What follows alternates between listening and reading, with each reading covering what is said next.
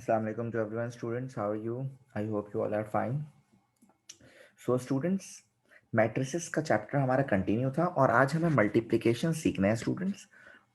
याद रखिएगा students, multiplication के लिए कुछ बेसिक कॉन्सेप्ट्स आपके दिमाग में होनी चाहिए। फॉर एग्जांपल स्टूडेंट्स, आपके पास दो मैट्रिक्स हैं, एक ये फर्स्ट मैट्रिक्स और ये सेकंड मैट्रिक्स। अगर इन दोनों में मल्टीप्लिकेशन करानी है स्टूडेंट्स, याद रखिएगा, अगर इन दोनों में मल्टीप्लिकेशन करानी है तो आपको पता है हर मैट्रिक्स में रॉ कॉलम होता है, ठीक है। तो फर्स्ट मैट्रिक्स का कॉलम और सेकंड मैट्रिक्स का रॉ स्टूडेंट्स क्या होना चाहिए? सेम होना चाहिए, तब ही मल्टीप्लिकेशन पॉसिबल हो सकती है, अदरवाइज मल्टीप्लिकेशन पॉसिबल नहीं होगी। जस्ट फॉर एग्जांपल स्टूडेंट्स, मैंने यहाँ पे लिखा 1 2 और यहाँ पे मैंने लिखा स्टूडेंट्स 3 4। तो इस मैट्रिक्स का हम ऑर्डर चेक करेंगे। ऑर्डर का मतलब ये कि इस मैट्रिक्स में कितनी रॉ और कितने कॉलम है। तो स्टूडेंट्स देखें, एक और एक दो रॉ है और एक ही कॉलम है, तो यहाँ पे लिख दिया 2/1।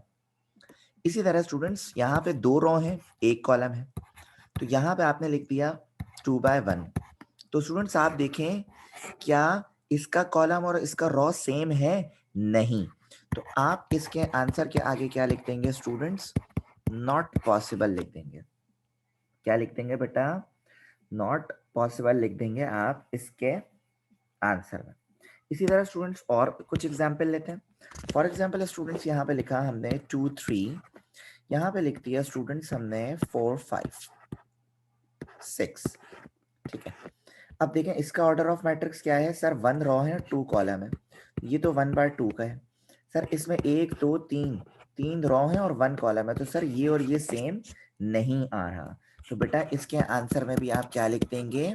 नॉट पॉसिबल लिख देंगे। इसका कहने का मकसद क्या हुआ कि सर पहले मैट्रिक्स का कॉलम और सेकंड मैट्रिक्स का रॉ क्या होना चाहिए?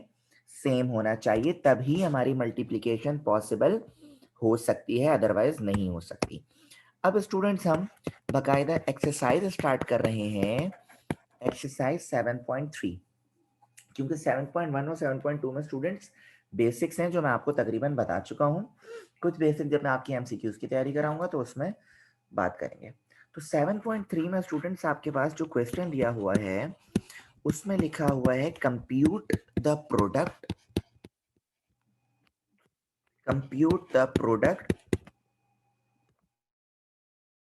If possible, if possible. जैसे स्टूडेंट्स पार्ट 1 आपके पास गिवन है 2 3 5 6, ठीक है।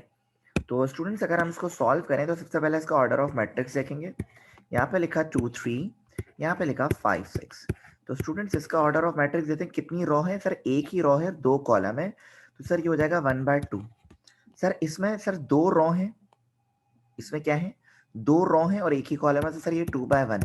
तो सर आप देखें कि फर्स्ट मैट्रिक्स का कॉलम और सेकंड मैट्रिक्स का रॉ क्या है? इक्वल है, सेम है, तो इसमें मल्टीप्लिकेशन हो सकती है। अब मल्टीप्लिकेशन कैसे करते हैं स्टूडेंट्स? देखें, फर्स्ट रॉ को फर्स्ट कॉलम से मल्टीप्लाई करते हैं। क्या कह रहा हूं? फर्स्ट रॉ को फर्स्ट कॉलम से मल्टीप्लाई करते हैं। सर लेट्स से क्या कहना चाह रहे हैं? मैं ये कहना चाह रहा हूं कि 2 मल्टीप्लाई होगा पहले 5 से, तो just 2 multiply by 5 plus 3 multiply by 6। याद रखिएगा, जब रॉ से मल्टीप्लिकेशन होगी तो सेंटर में आएगा प्लस। जब रॉ से मल्टीप्लिकेशन स्टार्ट होगी तो सेंटर में क्या आएगा? Plus. 2 multiply by 5, 3 multiply by 6। So students ये आपके पास हो जाएगा 2 5 से 10 प्लस 3 6 से 18। जब हम इनको प्लस कर लोगे बेटा, ये आपके पास फाइनल आंसर कितना आएगा? 28 है, ठीक है। इसी तरह के स्टूडेंट्स हम क्वेश्चन नंबर 2 करते हैं इसका, और क्वेश्चन नंबर 2 में लिखा हुआ है 2 3 5 6, ठीक है। तो स्टूडेंट सबसे पहले इसका ऑर्डर ऑफ मैट्रिक्स चेक करेंगे। तो स्टूडेंट्स इसका ऑर्डर ऑफ मैट्रिक्स क्या है सर? 2 रॉ है, एक कॉलम है, तो 2/1। सर इसमें भी 2 रॉ है, एक कॉलम है, तो सर आप देखें क्या ये और ये सेम है? सर नहीं है सेम, तो बेटा मल्टीप्लिकेशन पॉसिबल नहीं है। तो स्टूडेंट्स आप क्या लिख देंगे इसके आंसर में? Not possible. इसी तरह स्टूडेंट्स देखें पार्ट 3 की बात करते हैं। पार्ट 3 में स्टूडेंट्स आपके पास लिखा हुआ है 2 3 5 6। तो स्टूडेंट्स इसमें देखें, सबसे पहले हम इसका ऑर्डर ऑफ मैट्रिक्स देखते हैं। तो इसका ऑर्डर ऑफ मैट्रिक्स है जिसमें एक ही रॉ है, 2 कॉलम है। तो सर अब 1/2, इसमें भी सर यही है 1/2। सर देखें ये और ये क्या है, सेम नहीं है। तो स्टूडेंट्स यहाँ पर भी आप इसके आंसर में क्या लिख देंगे, नॉट पॉसिबल, ये पॉसिबल नहीं। ठीक है। इसी तरह स्टूडेंट्स अब हम बात करते हैं क्वेश्चन नंबर 4 की। तो क्वेश्चन नंबर 4 स्टूडेंट्स एक्सरसाइज 7.3 में आपके पास है 5 6 2 3। ठीक है। और वही काम सर ऑर्डर ऑफ मैट्रिक्स देखें। इसका ऑर्डर ऑफ मैट्रिक्स सर आपके पास है 2 रो है, 1 कॉलम है, मतलब 2/1। सर इसमें आपके पास 1 रो है और 2 कॉलम है, 1/2। सर देखें ये और ये क्या है, सेम है, मतलब मल्टीप्लिकेशन हो सकती है। तो सर आपने दोबारा एक दफा लिखा 5 6 और यहाँ पे लिख दिया 2 3। अब देखें ये जो मल्टीप्लिकेशन हो रही है कॉलम से होगी, किससे होगी, कॉलम से। मतलब 5 × 2, जगह छोड़ के थोड़ी स्पेस देकर 5 × 3। सर बीच में प्लस क्यों नहीं आ रहा, क्योंकि बेटा ये कॉलम से मल्टीप्लिकेशन हो रही है ना, रॉ से होती तब आता प्लस। ये तरह 6 × 2 और 6 × 3।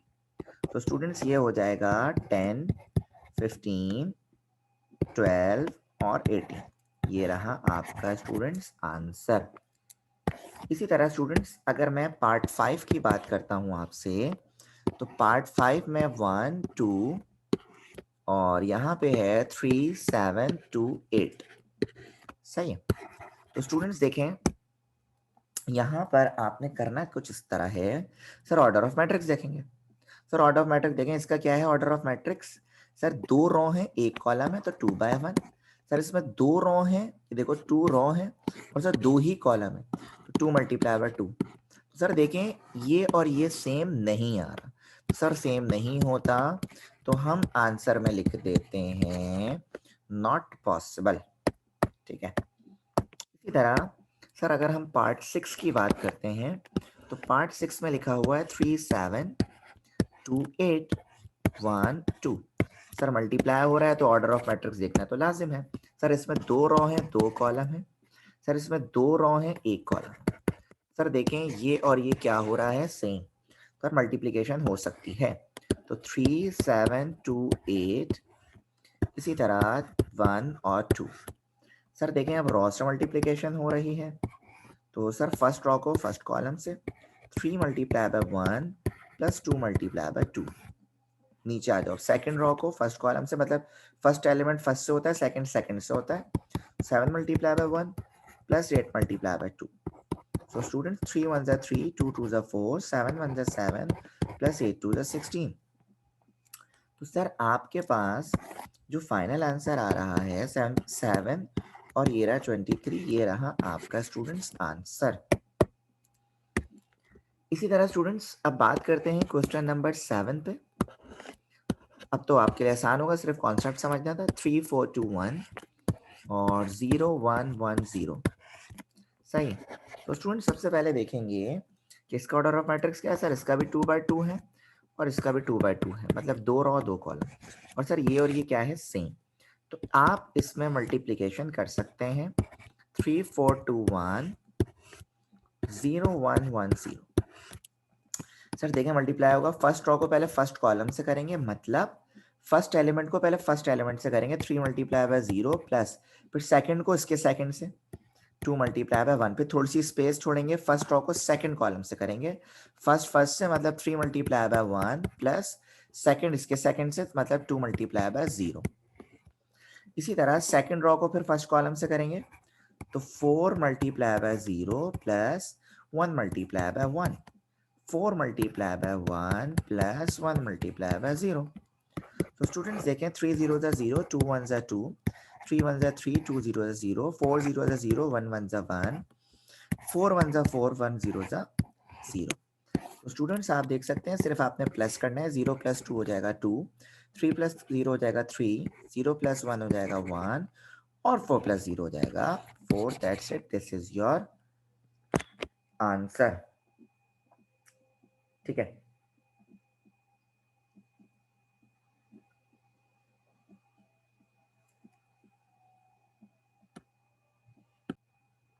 इसी तरह स्टूडेंट्स अब हम बात करते हैं क्वेश्चन नंबर 8 में। देखिए क्वेश्चन नंबर 8 में है आपके पास 6 7 -4 -5 और -4। इसी तरह दूसरा मैट्रिक्स दिया हुआ है 5 0 2 1। तो स्टूडेंट्स देखें, इसमें करना ये है आपने, ये भी 2 बाई 2 का मैट्रिक्स, 2 रो 2 कॉलम, ये भी 2 बाई 2 का मैट्रिक्स, 2 रो 2 कॉलम, और ये देखें ये क्या आ रहा है सेम। तो करना क्या है, पहले क्वेश्चन को लिखें 6 7 -4 5 और 6 सॉरी 5 0 2 1। फर्स्ट रो को पहले फर्स्ट कॉलम से करते हैं, मतलब 6 मल्टीप्लाई बाय 5 प्लस, देखो -5 मल्टीप्लाई होगा 0 से, तो इस तरह लिखोगे बेटा -5 मल्टीप्लाई बाय 0। इसी तरह फर्स्ट रो को सेकंड कॉलम से करेंगे, तो ये हो जाएगा 6 मल्टीप्लाई बाय 2 प्लस -5 को मल्टीप्लाई करेंगे किससे, 1 से। इसी तरह सेकंड रो को फर्स्ट कॉलम से, तो 7 multiply by 5 plus -4 multiply by 0। इसी तरह 7 multiply by 2 plus -4 multiply by 1। तो सर देखें 6 5 ज़ा 30, प्लस को माइनस से मल्टीप्लाई करोगे -5 0 ज़ा 0। इसी तरह 6 2 ज़ा 12 प्लस माइनस माइनस 5 1 ज़ा 5, 7 5 ज़ा 35 प्लस माइनस माइनस 4 0 ज़ा 0। इसी तरह 7 2 ज़ा 14 प्लस माइनस माइनस 4 1 ज़ा 4। तो बेटा फाइनल आंसर अगर आप देखें तो आपके पास आ रहा है 30 माइनस 0 30, 12 माइनस 5 7, 35 माइनस 0 35, 14 माइनस 4 कितना आ रहा है 10। This is your desired answer. इसी तरह स्टूडेंट देखें क्वेश्चन नंबर 9 आपके पास है 3 इंटू 5 6 0 1। ये तो बहुत ही आसान है सर, सिर्फ 3 को इन सबसे मल्टीप्लाई कर दें, 3 को इन सबसे मल्टीप्लाई कर दें, ये हो जाएगा 3 multiply by 5, 3 multiply by 0, 3 multiply by 6, 3 multiply by 1। तो ये हो जाएगा 15 0 18 और 3। This is your answer. Same as it is students आपके पास पार्ट 10 है, 10 मल्टीप्लाई बाय 0.1, 0.6, 0.9 और 0.3। स्टूडेंट्स ये आप खुद कर लीजिएगा, क्योंकि इसी तरह ही करना है, 10 को इन सबसे मल्टीप्लाई कर देंगे। इसी के साथ स्टूडेंट्स आज का लेक्चर हमारा एंड होता है। नेक्स्ट लेक्चर में स्टूडेंट्स हम इंशाल्लाह 7.3 को कंटिन्यू करेंगे और क्वेश्चंस को सॉल्व करेंगे। सो अल्लाह हाफिज़ to everyone students, take care, अल्लाह हाफिज़।